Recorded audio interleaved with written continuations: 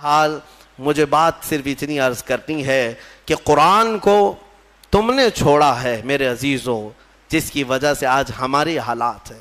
کاش ایک بار قرآن پھر سے اٹھا لو۔ میں قسم رب ذوالجلال کی، اللہ تبارک و تعالیٰ کا وعدہ تمہیں یاد دلا رہا ہوں۔ مولا نے قرآن میں فرمایا کان حقا علینا نصر المؤمنین، ہم نے اپنے اوپر لازم کر لیا ہے کہ ایمان والوں کی مدد کریں گے۔ ہم نے ابھی قرآن میں پڑھا ہے ان یکم منکم 20 صابرون یغلبوا 200، اگر تم میں 20 لوگ صبر والے آ جائیں، مولا فرماتا ہے میں 200 پر انہیں بھاری کر دوں گا، 200 پر بھاری کر دوں گا۔ یہ سب وعدے تمہارے لیے ہیں، لیکن اب کیا ہوگا؟ اسی لیے کسی شاعر نے کہا تھا اب فقط شور مچانے سے نہیں کچھ ہوگا، اور یوں ہی ہونٹوں کو ہلانے سے کچھ نہیں ہوگا۔ تمہیں اب اس قرآن پاک کو اٹھا کر دیکھنا ہوگا کہ عملی زندگی کیا ہے۔ بڑے بڑے سائنسدان، بڑے بڑے مورخین قرآن پڑھتے رہے، آج بھی پڑھ رہے ہیں اور تحقیقات کر رہے ہیں۔ افسوس ہے کہ ہماری قوم میں ایک بڑا طبقہ قرآن سمجھنا تو دور کی بات ہے، پڑھنا بھی نہیں جانتے۔ جو پڑھنا نہیں جانتے، یہی تو حال ہے کہ ہم نے دیکھا ہے بڑی بڑی محفلیں، تمہیں قوالی میں تو اتنا جوش آتا ہے، تھرکتے رہتے ہو، ناچتے رہتے ہو، کون سا جوش ہے؟ ہاں، تم یہاں پر کسی محفل میں بیٹھ کر کے کچھ اشعار سنو تو تمہارے جسم میں وجد آنے لگتا ہے۔ بعض لوگ یہ کہتے ہیں یہ وجد ہے، وجد ہے۔ ارے اللہ کا کلام سن کر کوئی وجد نہیں آیا، قرآن پاک سننے کے بعد تمہارے رونگٹے کھڑے نہیں ہوئے، کیا کھڑے ہوں گے؟ سمجھ میں آتے تو نا۔ قرآن کی آیتیں آج بھی پتھر دلوں کو بھی پانی کر دیتی ہیں۔ تمہیں پتا ہے فضیل بن عیاض اپنے زمانے کے بڑے ڈاکو، بغداد کے راستے پر جو بھی قافلہ گزرتا لوٹ مار کرتے تھے، لیکن ایک قاری قرآن اونٹ پر بیٹھ کر تلاوت کرتے ہوئے جا رہا تھا اور 27ویں پارے کی آیت تلاوت کر رہا تھا، أَلَمْ يَأْنِ لِلَّذِينَ آمَنُوا أَن تَخْشَعَ قُلُوبَهُمْ لِذِكْرِ اللَّهِ، کیا ایمان والوں کو ابھی وہ وقت نہیں آیا کہ اللہ کے ذکر سے ان کا دل ڈولنے لگ جائے، ہلنے لگ جائے، وہ توبہ کر لیں؟ اتنی آیت سنی تھی، فضیل بن عیاض کے ہاتھ کانپنے لگے۔ کیوں؟ عربی سمجھتے تھے، ڈاکہ زنی کرتے تھے لیکن عربی معلوم تھی۔ لیکن ایک قاری قرآن سے جب یہ آیت سنی، دل پر ایسے گزرنے لگی، ہتھیار پھینک دیا، ساری چیزیں پھینک دی اور چیخنے لگے آن لنا ربنا، آن لنا ربنا، اے ہمارے رب وہ وقت آ گیا، وہ وقت آ گیا، مجھے تو اپنی بارگاہ میں لے لے۔ اور پھر ایسی توبہ کی، ایسی توبہ کی، اللہ اکبر۔ اس کے بعد جو ان کی زندگی میں تبدیلی آئی جانتے ہیں؟ فضیل بن عیاض اولیاء کرام کی جماعت میں سند کا نام ہے۔ آج اتنا بڑا مقام ہے کہ سیدنا غوث اعظم عبد القادر جیلانی رضی اللہ تعالیٰ عنہ بھی ادب کیا کرتے تھے۔ فضیل بن عیاض کا نام آئے تو وہ کس سے ان کی زندگی بدلی؟ قرآن کی آیت نے بدل دیا۔ آج بھی قرآن پاک سمجھ جاؤ تو تمہاری آنکھیں بہنے لگ جائیں۔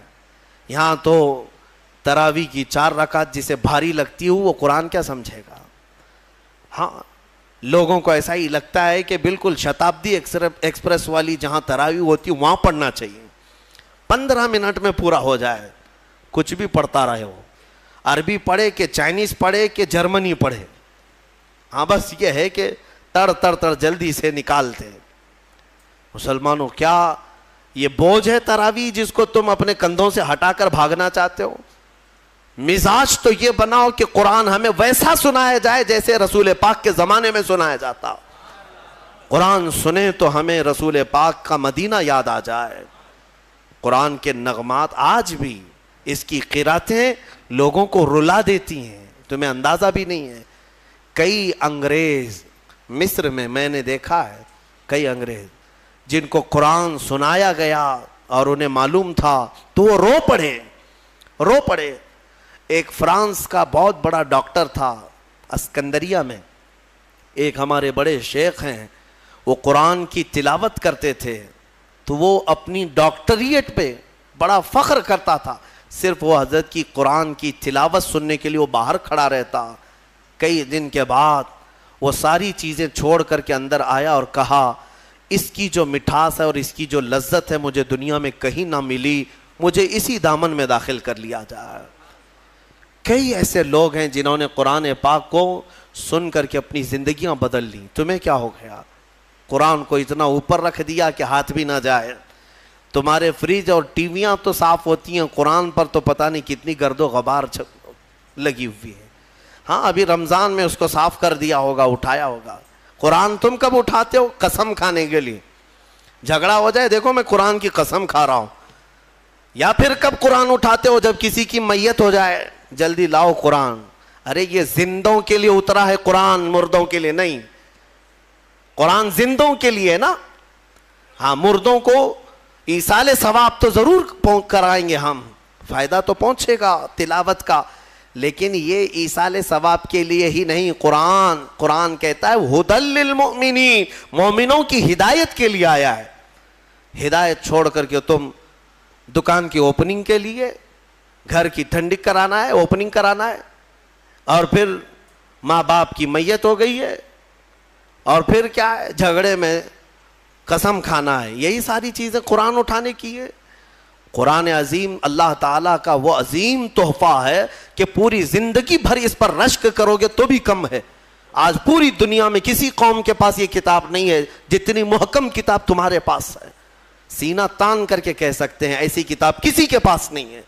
اتنا بڑا ذخیرہ تمہارے پاس ہے اور تم اس کو پیچھے ڈالے ہوئے ہو۔ بچپن میں ہمارے بچوں کو جب مدرسہ بھیجتے ہیں ہم تو قرآن سینے سے لگا کر بھیجتے ہیں نا، بچہ سینے سے لگا کر کے آتا ہے قرآن۔ لیکن چندی دنوں کے بعد جب ہم بڑے ہونے کے بعد دیکھتے ہیں، اسکول جانے کے وقت بچہ تو سارا بستہ پیٹھ پر رکھا رہتا ہے، ہوتا یہی ہے نا، بستے میں ساری بکس کتابیں پیٹھ پر رکھا رہتا ہے، لیکن مدرسہ جب آتا ہے تو قرآن سینے سے لگا کر آتا ہے۔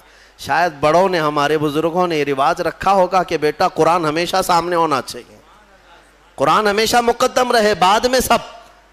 لیکن بڑے ہونے کے بعد یہ سامنے والی چیز پیچھے ڈال دیتا ہے، پیچھے والی چیز کو ہی اہمیت دینے لگتا ہے۔ ایک بات یاد رکھو، میں نہ کالج کا مخالف ہوں، نہ اسکول کا مخالف ہوں، نہ یونیورسٹی کا مخالف ہوں۔ ہاں کوئی بھی کالج کا، یونیورسٹی کا، کہیں کا اسٹوڈنٹ ہو میرے ساتھ بیٹھے، میں اس کے ساتھ انشاءاللہ ڈسکس ضرور کروں گا ہر ٹاپک پر، لیکن یہ برکت ہے صرف قرآن کی۔ الحمدللہ ہم نے قرآن پڑھا ہے تو قرآن کی برکت سے اللہ نے ہمیں سائنس کی بھی سمجھ عطا کی ہے، ہمیں میتھس بھی آتا ہے، ہمیں جیومیٹری بھی آتی ہے، ہمیں فزکس بھی آتا ہے تھوڑا بہت۔ میں یہ فخر کے لیے نہیں کہہ رہا، نہ ہی یہ غرور کے لیے کہہ رہا ہوں، بلکہ جو کچھ بھی اللہ نے ہمیں شدھ بدھ دی ہے وہ قرآن کی برکت سے عطا کیا۔ اور اعلیٰ حضرت فاضل بریلوی رضی اللہ تعالیٰ عنہ خود فرماتے ہیں ایسی ایسی کتابیں انہوں نے لکھ رکھی ہیں کہ آج کی بڑی بڑی یونیورسٹیوں کے پروفیسر حل نہیں کر پا رہے ہیں، ان کے میتھس کے بڑے بڑے ٹف فنڈے نہیں حل کر پا رہے ہیں۔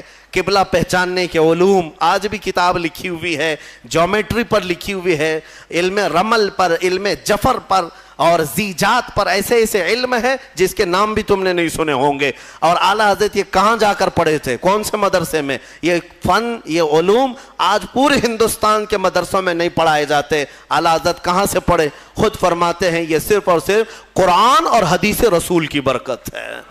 رسول پاک صلی اللہ تعالیٰ علیہ وسلم کے قدموں میں جو ہو گیا ہر علم خیرات میں ملا۔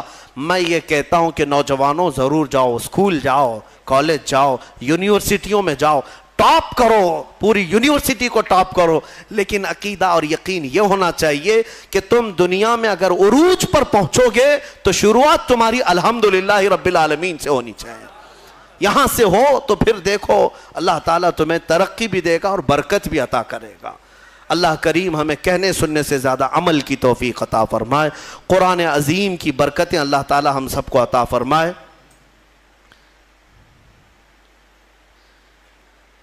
ایک سوال ہے، یہ ہر نماز کے بعد یہاں پر جو تسبیح پڑھی جاتی ہے سبحان اللہ وبحمدہ سبحان اللہ العظیم وبحمدہ استغفر اللہ، یہ بخاری شریف کی حدیث ہے، بخاری شریف کی حدیث ہے، صحیح کتاب۔ حضور پاک صلی اللہ تعالیٰ علیہ وسلم نے فرمایا جس نے دن میں یہ 100 مرتبہ پڑھ لیا، دن بھر جو کچھ بھی کیا گیا تھا سب اللہ معاف فرمائے گا۔ تو رواج یہ دیا جاتا ہے کہ 5 وقت کی نمازوں میں اگر تم سے 50 یا 55 مرتبہ ہو جائے، 11 مرتبہ پڑھتے ہیں باقی کا بچا ہوا اپنے رات میں سونے کے وقت پڑھ لو تاکہ دن بھر کی خطائیں معاف ہو جائیں۔ اور بخاری شریف کی سب سے آخری حدیث جس پر ختم بخاری ہوتی ہے اور اس کی تلاوت کے بعد دعائیں قبول ہوتی ہیں، بزرگوں نے فرمایا بخاری شریف کا جب ختم ہوتا ہے نا، جیسے ختم قرآن بھی ہے نا، شب قدر کو ختم قرآن کی محفل ہوتی ہے، بخاری شریف کی ختم کی بھی محفل ہوتی ہے، اور بزرگوں نے فرمایا ختم بخاری کے وقت جو حدیث آخری پڑھی جاتی ہے اس وقت مجمع میں جو بھی دعا کرے گا اللہ اس کی دعا قبول کرے گا۔ وہ کیا پڑھی جاتی ہے بخاری شریف کی آخری حدیث؟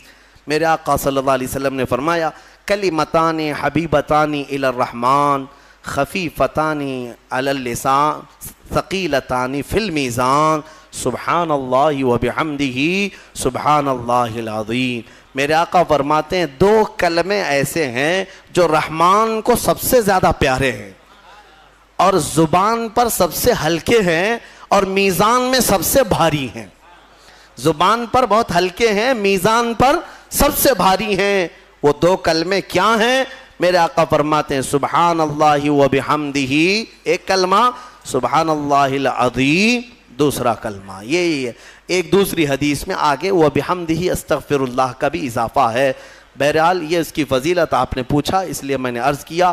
آج بھی بحمدہ تعالی خانہ کعبہ کے پاس کثرت سے پڑھی جانے والی تسبیح بھی یہی ہے۔ پورے خانہ کعبہ کے غلاف پر اگر کوئی تسبیح لکھی ہوئی ہے تو صرف سبحان اللہ وبحمدہ سبحان اللہ العظیم، یہی آپ دیکھیں گے۔